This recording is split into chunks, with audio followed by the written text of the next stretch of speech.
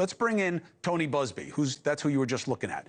He says that over the years, his office has received thousands of calls related to these alleged crimes, and now he's bringing these cases. Thank you very much for being here. Appreciate it. Glad to be here. So, why isn't it a class action? Well, a class action, of course, is when one or two people seek to represent a class of individuals.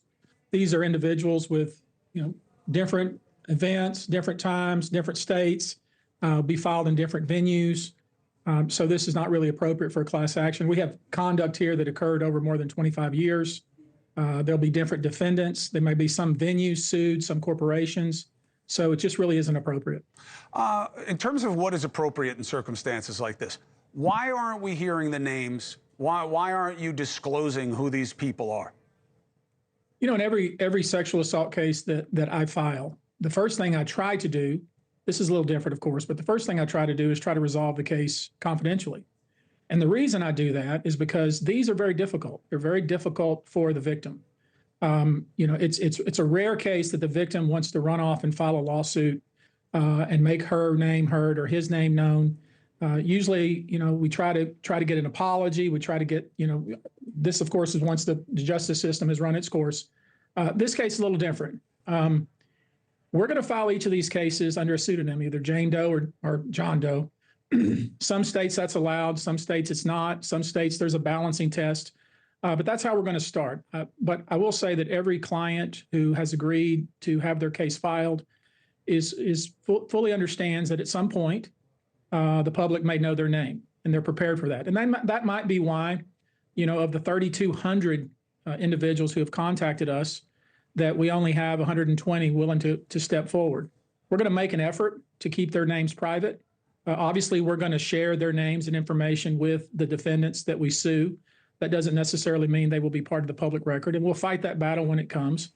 But I think certainly and probably many of the people that watch know that this is tough, and people are mean. People can be abusive. There's a reason for the word fanatic or fan, because people who love celebrities tend to do stupid things in support of them.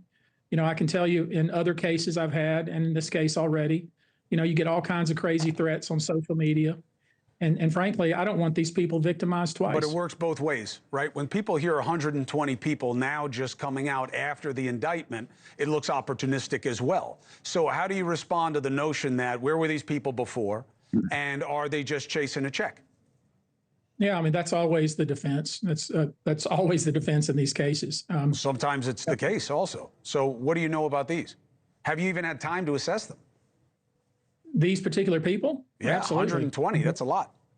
We have 90 people on staff who are vetting these claims. We have another 6 former Houston police officers who are helping us vet these claims. Even before we actually step off and file the first case, we'll probably have pretty much all of our evidence packaged. That is the evidence that we can gather.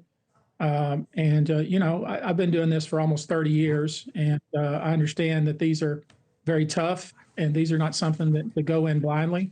And this is a case that I think, speak clearly, because of the indictment and because of some of the other things that have happened, I think people the victims here are starting now to feel the courage to step forward. And I can tell you, there's still many people on the fence, not just victims, but also people who are witnesses, who want to be witnesses, who want to provide information, but are still a little bit scared. And I think you can understand why. Understandable, understandable. Hey, thanks for watching. Go to joinnn.com to find NewsNation on your screen. And don't forget, click the red subscribe button below to get more of NewsNation's fact-driven, unbiased coverage.